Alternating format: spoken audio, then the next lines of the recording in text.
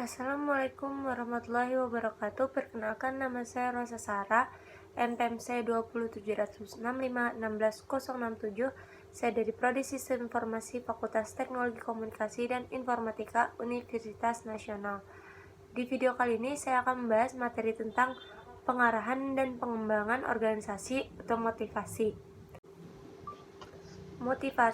Motivasi dapat diartikan sebagai kekuatan atau energi seseorang yang dapat menimbulkan tingkat persistensi dan entusiasmenya dalam melaksanakan suatu kegiatan, baik yang bersumber dari dalam diri individu itu sendiri maupun dari luar individu. Motivasi merupakan satu penggerak dalam hati seseorang untuk melakukan atau mencapai suatu tujuan. Motivasi juga bisa dikatakan sebagai rencana atau keinginan untuk menuju kesuksesan dan menghindari kegagalan hidup. Dengan kata lain, motivasi adalah sebuah proses untuk tercapainya suatu tujuan. Seseorang yang mempunyai motivasi berarti ia telah mempunyai kekuatan untuk memperoleh kesuksesan dalam kehidupan.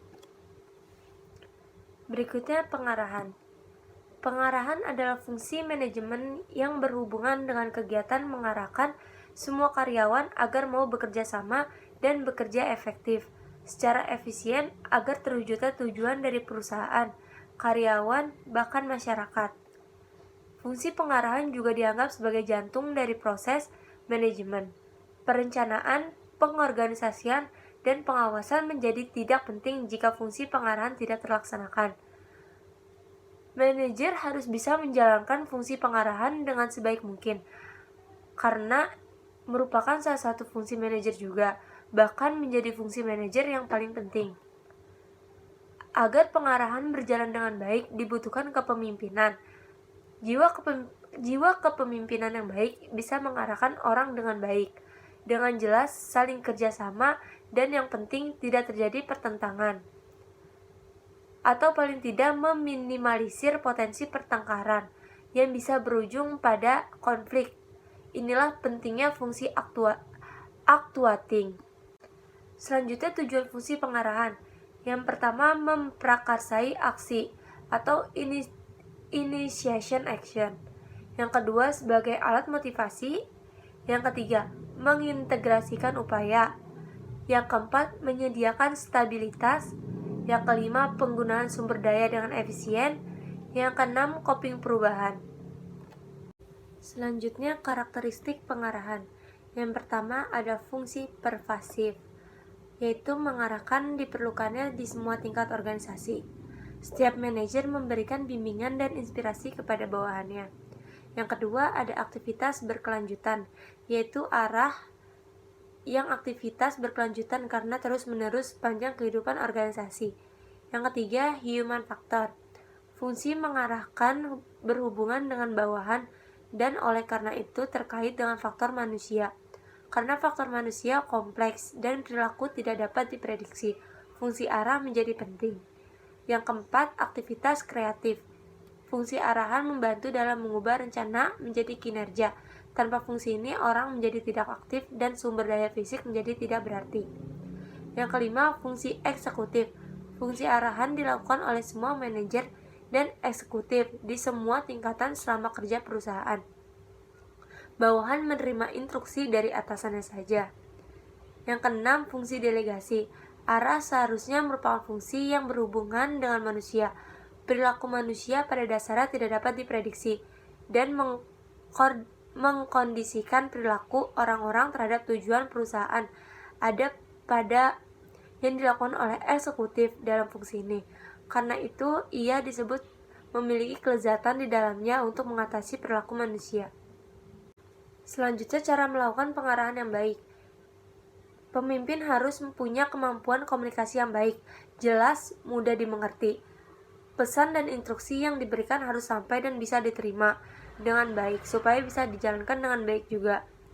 Sebagus apapun perencanaannya, seganteng artis pun manajernya, jika tidak punya kemampuan komunikasi yang baik, maka ia akan kesulitan menjalankan perintahnya dan mengeksekusi perencanaannya, dan hasilnya pun tidak akan maksimal. atau malah membuat masalah maupun konflik yang berujung mendapatkan kerugian. Hal yang mesti dilakukan oleh pemimpin untuk mengarahkan anggota bawahannya, yaitu yang pertama memberi orientasi tugas yang harus dijalankan. Yang kedua, memberi petunjuk, baik petunjuk umum dan petunjuk khusus. Yang ketiga, mempengaruhi anggota bawahannya. Yang keempat, memotivasi anggota yang menjalankan tugas. Selanjutnya, tantangan dalam fungsi pengarahan. Yang pertama, tingkah laku manusia. Yang kedua, hubungan manusia. Yang ketiga, kepemimpinan. Yang keempat, komunikasi. Komunikasi memiliki 4 fungsi, yaitu instruktif atau memberi perintah kepada bawahan. Yang kedua, evaluatif, yaitu memberi laporan bawahan kepada atasan.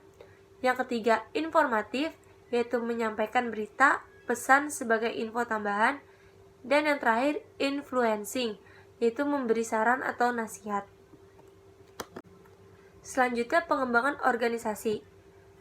Pengembangan organisasi atau organization development merupakan salah satu bidang pengembangan dari manajemen sumber daya manusia, di mana pengembangan organisasi fokus membantu perusahaan dalam mencapai peningkatan kinerja yang berkelanjutan melalui sumber daya manusianya. Pengembangan organisasi bersifat kritis dan berbasis sains, yang membantu organisasi membangun kapasitas mereka untuk berubah dan mencapai efektivitas yang lebih besar dengan mengembangkan, meningkatkan, dan memperkuat strategi, struktur, dan proses kerja. Tujuan pengembangan organisasi. Yang pertama, sebagai alat dalam mengidentifikasi perubahan. Maksudnya yaitu mencari, mengidentifikasi perubahan apa saja di aspek apa perubahan tersebut diperlukan dalam organisasi. Rancangan program akan menguraikan cara-cara spesifik di mana perubahan akan meningkatkan operasi perusahaan atau anggota staf mana yang akan yang terpengaruh oleh perubahan tersebut. Yang kedua, mempromosikan dan mengelola pertumbuhan. Pengembangan organisasi tentunya memiliki tujuan selaras dengan pertumbuhan organisasi. Hal ini dapat dicapai melalui analisis pengembangan organisasi yang menyatukan proyeksi, penjualan, dan permintaan customer untuk menentukan tingkat pertumbuhan perusahaan. Yang ketiga, mendukung inovasi produk, yaitu pengembangan organisasi sangat penting untuk inovasi produk karena dapat membantu menganalisis setiap elemen pengembangan produk dan menciptakan metode penerapan yang lebih efektif. Yang keempat, menganalisis proses kerja, yaitu ketika perusahaan kita terlibat dalam pengembangan organisasi, kita dapat menganalisis proses kerja untuk efisiensi dan akurasi. Kita dapat menemukan apakah ada hal yang tumpang tindih atau tidak dalam hal yang kita lakukan, atau apakah kita membutuhkan lebih banyak karyawan untuk mengambil tugas yang kurang terorganisir. Selanjutnya, proses yang diperlukan dalam menjalankan pengembangan organisasi. Yang pertama, identifikasi dan definisi masalah. Pemahaman dan identifikasi masalah dalam organisasi adalah langkah pertama proses. Kesadaran masalah meliputi pengetahuan tentang kemungkinan masalah pertumbuhan organisasi, kepuasan anggota, efektivitas organisasi, dan penggunaan sumber daya manusia. Yang kedua, pengumpulan data yang diperlukan. Pengumpulan data mungkin merupakan aktivitas terpenting dalam proses ini. Wawancara, observasi individu, dan kuesioner adalah cara dasar paling umum untuk mengumpulkan data. Metode pengumpulan data pun bisa berbeda-beda sesuai dengan sifat masalah yang dihadapi perusahaan. Yang ketiga ada diagnosis. Diagnosis membutuhkan keterampilan analisis dan observasi yang baik karena seringkali sebuah masalah dilaporkan dengan kurang jelas. Diagnosis tidak boleh dibatasi pada satu masalah. Diagnosis membantu perencanaan untuk menentukan sumber masalah tertentu dan melihat perubahan apa yang diperlukan dalam sistem, struktur, atau orang. Yang keempat, perencanaan, perubahan, dan implementasinya. Intervensi dianggap sebagai fase tindakan dalam proses pengembangan organisasi. Intervensi adalah serangkaian aktivitas yang direncanakan di program dan teknik yang digunakan organisasi dan klien mereka untuk berkolaborasi dalam program ini. Yang kelima ada evaluasi dan feedback. Evaluasi juga dianggap sebagai salah satu tahapan penting dalam proses pengembangan organisasi. Ketika satu tahap berakhir dan tahap lainnya muncul, evaluasi sangat membantu untuk mengetahui apa yang telah dilakukan.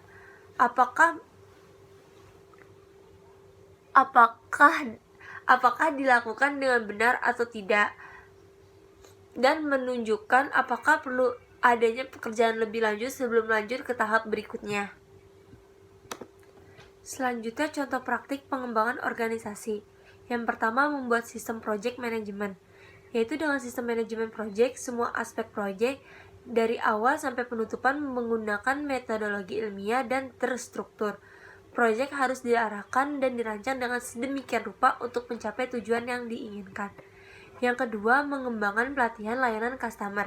Pelatihan dapat meningkatkan beberapa efisien karyawan bekerja dan beberapa tingkat layanan yang mereka berikan kepada pelanggan.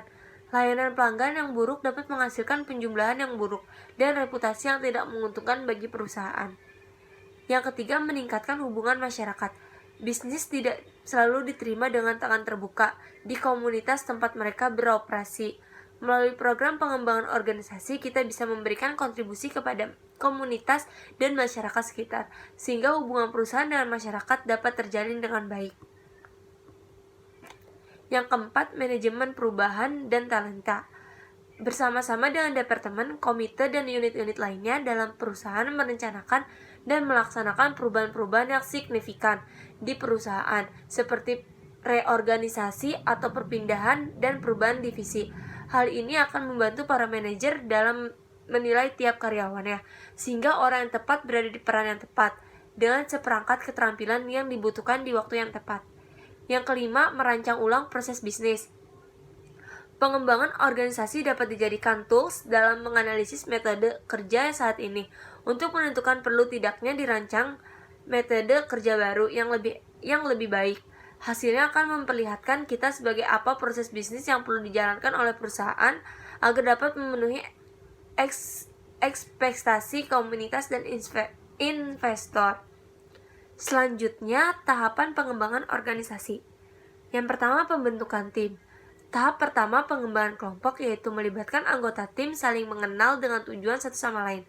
Anggota mencoba satu sama lain untuk mengukur kesamaan, ketidaksamaan, kekuatan, dan kelemahan untuk memahami seberapa baik dan tidak menguntungkan kondisi kerja, sehingga akan membantu untuk mengetahui bagaimana kondisi tim saat ini. Yang kedua, brainstorming. Setelah tim berhasil dibentuk, tahap brainstorming dimulai. Ini melibatkan sesi tukar pendapat untuk memutuskan aturan, etika, pendelegasian tugas, hierarki, tanggung jawab, tujuan, dan jadwal, kriteria untuk evaluasi, dan sistem penghargaan. Hal terpenting dari sesi brainstorming ini adalah menentukan tujuan dan kebutuhan yang dicapai.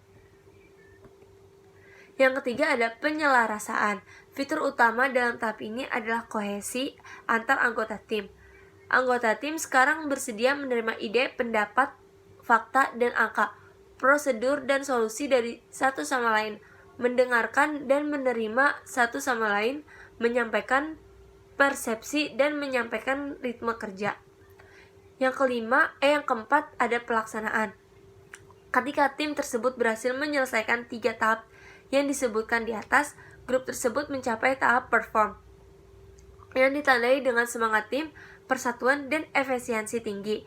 Setiap anggota tim sangat menyadari peran mereka masing-masing dan berkontribusi untuk tujuan bersama. Yang kelima ada monitor atau evaluasi.